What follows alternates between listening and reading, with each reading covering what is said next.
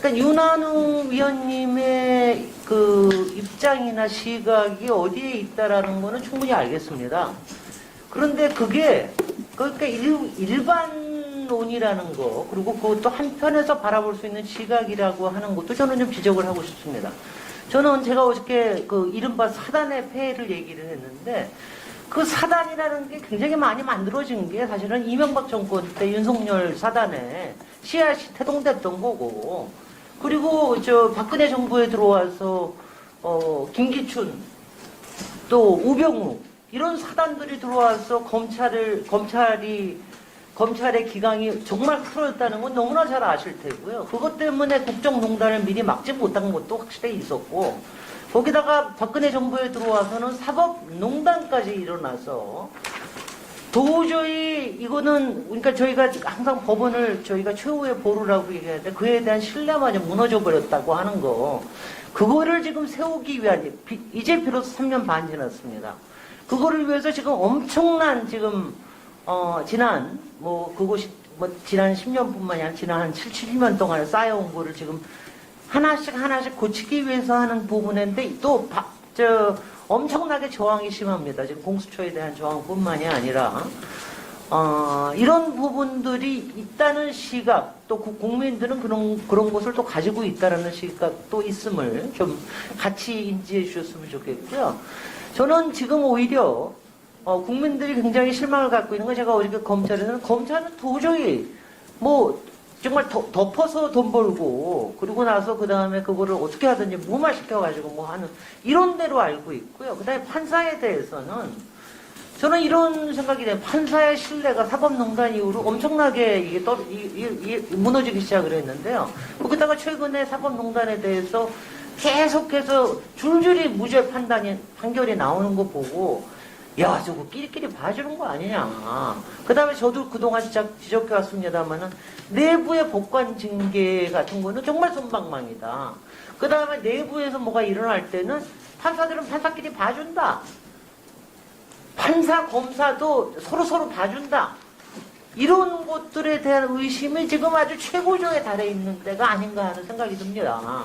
저는 이곳에 대해서 신뢰를 회복을 하는 게 굉장히 중요하다고 생각이 되는데, 이거를 이념적인 거 가지고 얘기하고 이런 거 아니에요. 요새는 솔직히 흥권 정치, 그게 다 돈에 의해서 휘둘리거나 어떤 이권에 의해서 휘둘리는 게 아니냐. 이거에 대한 국민의 회의가, 그리고 정말 이거는 이 세상에서 어떻게 할 수 없는 거 아니냐. 자기네들끼리 학연, 지연, 온갖 기관장 모임, 이런 거 가지고 다, 그 다음에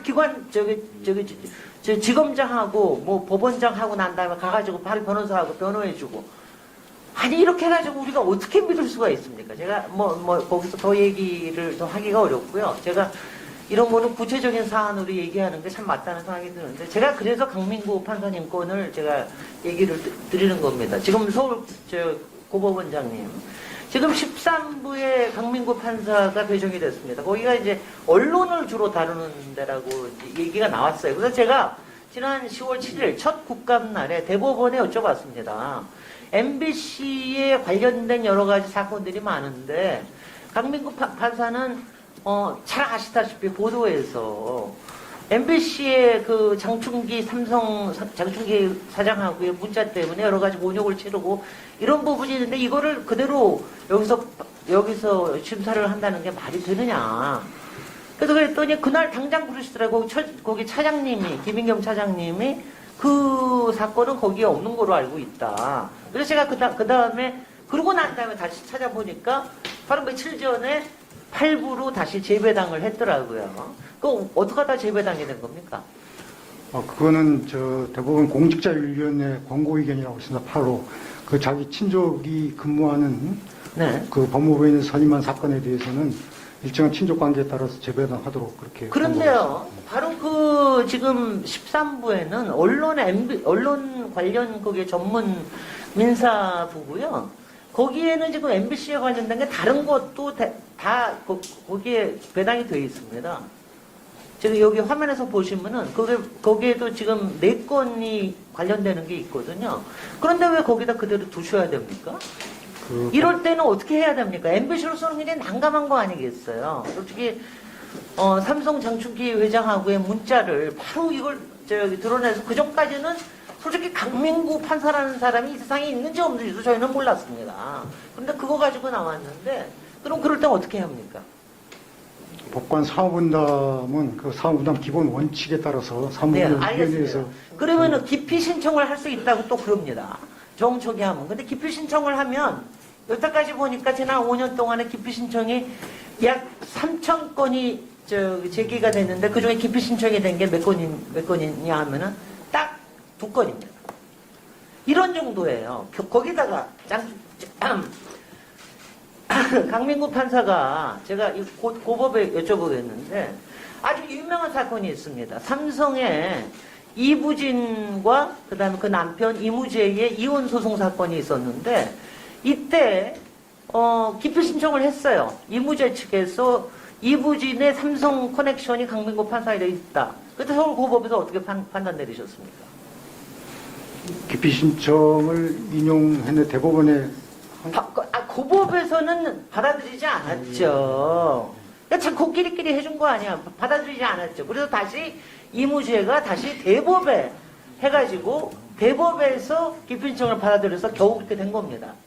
이거 서로끼리끼리 봐주는 거 아닙니까? 이런 게. 아니, 왜냐면 이런 게 문제가 있다라고 그럴 것 같으면 그 문제를 판사들은 적어도 좀 공정화해야 될 거 아니냐. 이런 생각이 드는 겁니다. 거기다가 제가 또 여쭈면은 강민구 판사도, 저는 왜냐하면 이렇습니다. 강민구 판사도 본인의 개인적인 성향을 가질 수 있고요. 정치적인 성향을 가질 수도 있습니다. 그건 저는 뭐 그거에 따라서 뭐라고 얘기를 하지는 않아야 된다고 생각이 듭니다. 근데 일부만 더 주십시오. 강민구 판사가 장충기 사장하고 그 여러 건의 문자를 보낸 거는 이거는 판사의 품위를 손상한 거 아닙니까? 그런데 어떻게 내부의 감찰조차 한번 안 합니까? 이거 품위 손상한 거 아니에요? 제가 지난번에 대법원 여쭤보니까 법원 행정처장님은 잘 모르겠습니다 그러시더라고요. 고법원장은 어떻게? 그런 부분에 삼성 장충기 회장 그런 종류의 인사청탁에 관련된 거, 그다음에 여러 가지 삼성의 홍보맨이라고 자처한 거 이런 거 하면은 그건 판사로서 그 품위가 문제가 있는 거 아닙니까? 그런데 하나도 내부에서는 그 문제를 삼지가 않아요. 적어도 감찰을 하거나 뭐 해가지고 적어도 주의를 주거나 뭐가 좀 있어야지 우리가 좀 믿을 수가 있지. 그런데 이런 사람이 언론 13부를 계속해서 막고 있다는 거. 이게 판사, 법원의 신뢰도를 떨어뜨리고 있다는 것입니다. 이상입니다.